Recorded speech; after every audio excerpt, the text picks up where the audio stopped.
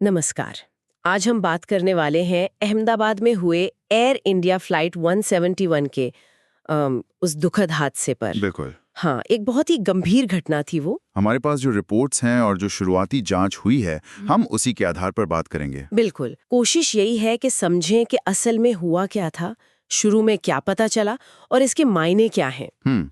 तो चलिए इस मामले को जरा समझने की कोशिश करते हैं।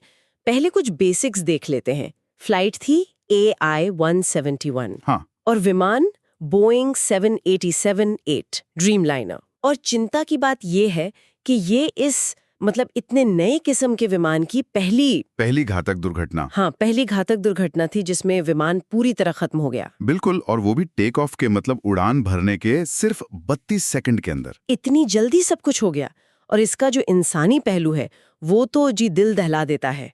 विमान में 242 लोग थे, जिनमें से 241 की मौत हो गई। सिर्फ एक यात्री, एक ब्रिटिश भारतीय नागरिक, वो बच पाए। हाँ, ये अपने आप में एक चमत्कार ही था। लेकिन ये हादसा यहीं नहीं रुका।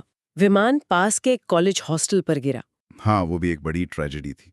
वहां जमीन पर भी 19 लोगों की जान गई और करीब 67 लोग घायल हुए। बहुत भयानक। मतलब हवा में हादसा और फिर जमीन पर भी इतनी तबाही। हाँ, और वो जो अकेले बचे थे उन्होंने बाद में बताया भी कि कैसे अचानक सब कुछ गिरने लगा, आग फैल गई। बहुत ही खौफनाक मंजर था। हाँ, और देखिए ये हादसा इसलिए भी ज्यादा चौंकाता है क्योंकि बोइंग 787 ड्रीमलाइनर जो 2011 में आया था, हाँ। उसका सेफ्टी रिकॉर्ड इस घटना से पहले तक तो बहुत अच्छा माना जाता था। अच्छा। तो ये न सिर्फ 787 की पहली ऐसी घातक दुर्घटना थी, बल्कि ये करीब 30 सालों में भारत की सबसे भयानक विमान दुर्घटनाओं में गिनी जाने लगी। ओह, 30 इयर्स में? हाँ, इसने एविएशन की दुनिया में मतलब काफी हलचल मचा दी थी।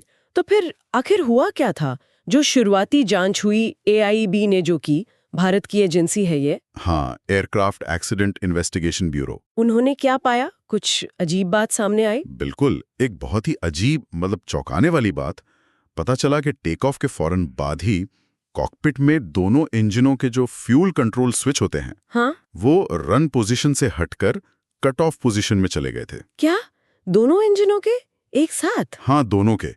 ये बहुत ही असामान्य है। इसका मतलब क्या हुआ फिर टेक्निकली? देखिए, तकनीकी तौर पे इसका मतलब सीधा सा है कि इंजनों को फ्यूल मतलब ईंधन मिलना बंद हो गया। अच्छा। तो जाहिर है विमान का थ्रस्ट यानी आगे बढ़ने की ताकत वो एकदम खत्म हो गई और इंजन की जो आरपीएम होती है, घूमने की रफ्तार, हाँ, वो तेजी से गिरने लगी। ये सब फ्लाइट डेटा रिकॉर्डर में दर्ज है। और कॉकपिट की आवाजें, उसमें कुछ पता चला? हाँ, वो और भी परेशान करने वाला है। कॉकपिट वॉइस रिकॉर्डर में एक पायलट दूसरे से पूछ रहा है कि फ्यूल क्यों कट ऑफ किया गया, अरे, जबकि दूसरा पायलट कह रहे कि नहीं किया। मतलब एक कंफ्यूजन था वहां। और क्रैश से ठीक पहले एक मेडे कॉल भी रिकॉर्ड हुई है। बाप रे। तो अब सबसे बड़ा सवाल यही है कि वो स्विच हिले कैसे। आमतौर पे ये स्विच तो इंजन बंद करने के लिए होते हैं, वो भी शायद किसी इमरजेंसी में आग लगने पर। हाँ, टेक ऑफ के वक्त तो कोई ने नहीं छेड़ेगा। बिल्कुल नहीं। इनका कटना मतलब बहुत ही खतरनाक। समझ से बाहर है कि ये हुआ कैसे। और इसी सवाल के जवाब की तलाश में ना एक पुरानी जानकारी भी थोड़ी अहम हो जाती है। अच्छा, क्या? 2018 में अमेरिका की जो FAA है, फेडरल एविएशन एडमिनिस्ट्रेशन, हाँ हाँ, पता है। उन्होंने एक एडवाइजरी जारी की थी। उसमें 787 विमानों के इन्हीं फ्यूल स्विच के लॉकिंग मैकेनिज्म में कुछ संभावित दिक्कतों की तरफ इशारा किया गया था। ओह, तो मतलब इस स्विच डिजाइन में पहले से ही कुछ शक था। हाँ, कह सकते हैं कि रेगुलेटर्स को एक संभावित कमजोरी का अंदेशा पहले से था। अब ये इस जांच को एक खास दिशा तो देता है। लेकिन ये साफ करना जरूरी है कि ये सिर्फ एक जानकारी है। इसे अभी हादसे का कंफर्म कारण नहीं माना गया है। ठीक है। पर सवाल तो खड़ा होता ही है कि क्या ये कोई मैकेनिकल गड़बड़ी थी या फिर अनजाने में हुई कोई इंसानी भूल। ये जांच का मुख्य बिंदु है। जाहिर है, इतना बड़ा हादसा हुआ तो फिर फौरन एक्शन भी हुए होंगे। बिल्कुल।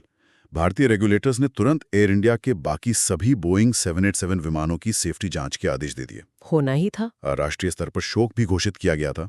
प्रधानमंत्री मोदी खुद अहमदाबाद गए थे, पीड़ित परिवारों से मिले थे। और एयर इंडिया, सरकारी एजेंसियों, सबने कहा कि जांच में पूरा सहयोग करेंगे और मुआवजे के लिए भी कोशिश करेंगे। ठीक है। तो फिलहाल जैसा हमने कहा, जांच चली रही है और सारा ध्यान उन्हीं फ्यूल स्विच पर है कि वो कैसे हिले।